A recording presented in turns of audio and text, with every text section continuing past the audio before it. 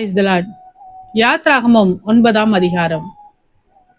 பின்பு கர்த்தர் மோசேயை நோக்கி, நீ பார்வோனிடத்தில் போய் எனக்கு ஆராதனை செய்ய என் ஜனங்களை போகவிடு. நீ அவர்களை விடமாட்டேன் என்று இன்னும் நிறுத்தி வைத்தாயாகில், கர்த்தருடைய கரம் வெளியில் இருக்கிற உன் மிருக ஜீவன்களாகிய குதிரைகளின் மேலும் கழுதைகளின் மேலும் ஒட்டகங்களின் மேலும் ஆடு மாடுகளின் மேலும் இருக்கும். மகா கொடிதான கொள்ளை நோய் உண்டாகும்.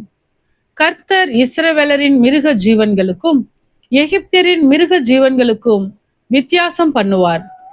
இஸ்ரவேல் புத்திரருக்கு உரியவைகள் எல்லாவற்றிலும் ஒன்றும் சாவதில்லை என்றார். மேலும் நாளைக்கு கர்த்தர் இந்த காரியத்தை தேசத்தில் செய்வார் என்று சொல்லி, கர்த்தர் ஒரு காலத்தை குறித்தார் என்றும் எபிரேயருடைய தேவனாகிய கர்த்தர் சொல்லுகிறார் என்றும் அவனிடத்தில் சொல் என்றார். மறுநாளில் கர்த்தர் அந்த காரியத்தை செய்தார். எகிப்தியருடைய மிருக ஜீவன்கள் எல்லாம் செத்து போயிற்று. இஸ்ரவேல் புத்திரரின் மிருக ஜீவன்களில் ஒன்றாகிலும் சாகவில்லை. பார்வோன் விசாரித்து இஸ்ரவேலரின் மிருக ஜீவன்களில் ஒன்றாகிலும் சாகவில்லை என்று அறிந்தான். பார்வோனுடைய இருதயமோ கடினப்பட்டது. அவன் ஜனங்களை போகவிடவில்லை. அப்பொழுது கர்த்தர் மோசேயையும் ஆரோனையும் நோக்கி, உங்கள் கைப்பிடி நிறைய சூளையின் சாம்பலை அள்ளிக்கொள்ளுங்கள். மோசே அதை பார்வோனுடைய கண்களுக்கு முன் வானத்திற்கு நேராக இறைக்க கடவன்.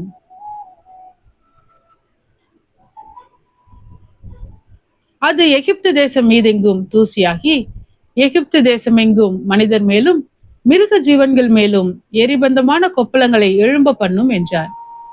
அப்படியே அவர்கள் சூளையின் சாம்பலை அள்ளிக்கொண்டு பார்வோனுக்கு முன்பாக வந்து நின்றார்கள்.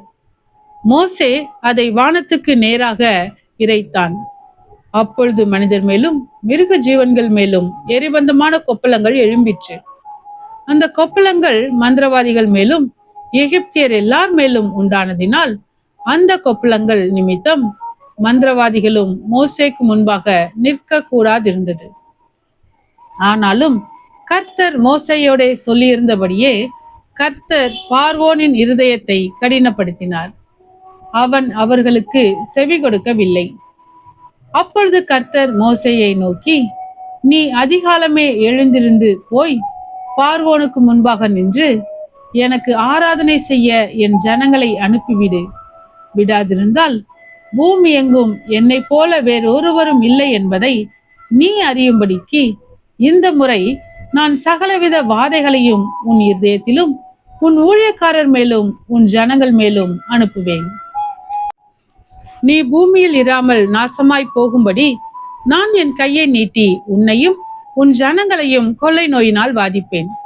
என்னுடைய வல்லமையை உன்னிடத்தில் காண்பிக்கும்படியாகவும் என் நாமம் பூமியில் எங்கும் பிரஸ்தாபமாகும்படியாகவும் உன்னை நிலைநிறுத்தினேன்.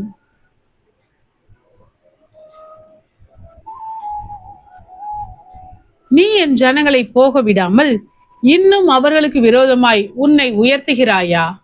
எகிப்து தோன்றிய நாள் முதல் இதுவரைக்கும் அதில் பெய்யாத மிகவும் கொடிய கல்மலையை நாளை இந்நேரம் பெய்ய பண்ணுவேன். இப்பொழுதே ஆள் அனுப்பி உன் மிருக ஜீவன்களையும் வெளியில் உனக்கு இருக்கிற யாவையும் சேர்த்துக்கொள்.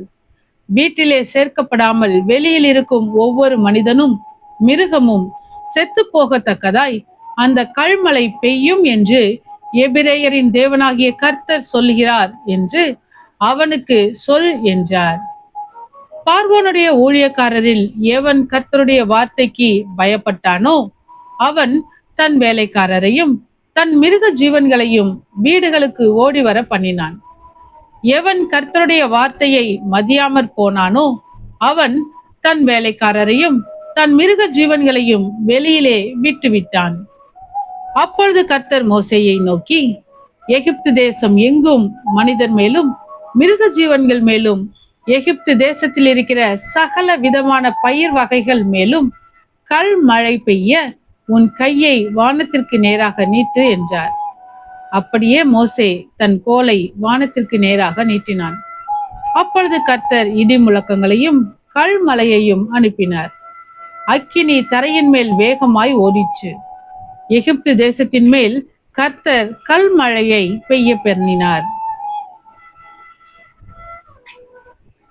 கல் மழையும் கல் மழையோட கலந்த அக்கினியும் மிகவும் கொடிதாய் இருந்தது. எகிப்து தேசம் குடியேற்றப்பட்ட நாள் முதல் அதில் அப்படி ஒருபோதும் உண்டானதில்லை. எகிப்து தேசம் எங்கும் மனிதரையும் மிருக ஜீவன்களையும் வெளியிலே இருந்தவைகள் எவைகளோ அவைகள் எல்லாவற்றையும் அந்த கல் மழை அழித்து போட்டது. அது வெளியின் பயிர் வகைகளை எல்லாம் அழித்து வெளியின் மரங்களை எல்லாம் முறித்து போட்டது. இஸ்ரவேல் புத்திரர் இருந்த கோசேன் நாட்டிலே மாத்திரம் கல் மழை இல்லாதிருந்தது. அப்பொழுது பார்வோன் மோசேயையும் ஆரோனையும் அழைப்பித்து, நான் இந்த முறை பாவம் செய்தேன். கர்த்தர் நீதியுள்ளவர், நானும் என் ஜனமும் துன்மார்க்கர். இது போதும். இந்த மகா இடி முழக்கங்களும் கல்மலையும் ஒழியும்படிக்கு கர்த்தரை நோக்கி விண்ணப்பம் பண்ணுங்கள். நான் உங்களை போக விடுவேன். இனி உங்களுக்கு தடையில்லை என்றான். மோசே அவனை நோக்கி, நான் பட்டணத்திலிருந்து புறப்பட்ட உடனே என் கைகளை கர்த்தருக்கு நேராக விரிப்பேன். அப்பொழுது இடி முழக்கங்கள் ஓய்ந்து கல்மழை நின்று போம். அதனால் பூமி கர்த்தருடையது என்பதை நீர் அறிவீர். ஆகிலும் நீரும் உம்முடைய ஊழியக்காரரும் இன்னும் தேவனாகிய கர்த்தருக்கு பயப்பட மாட்டீர்கள் என்பதை அறிவேன் என்றான். அப்பொழுது வார்கோதுமை கதிர்பெயரும் சணல் தாழ் பயிருமாய் இருந்தது. அதனால் சணலும் வார்கோதுமையும் அழிக்கப்பட்டு போயிற்று. கோதுமையையும் கம்பும் கதிர் விடாதிருந்ததால் அவைகள் அழிக்கப்படவில்லை. மோசே பார்வோனை விட்டு பட்டணத்திலிருந்து புறப்பட்டு தன் கைகளை கர்த்தருக்கு நேராக விரித்தான். அப்பொழுது இடி முழக்கமும் கல் மழையும் நின்றது.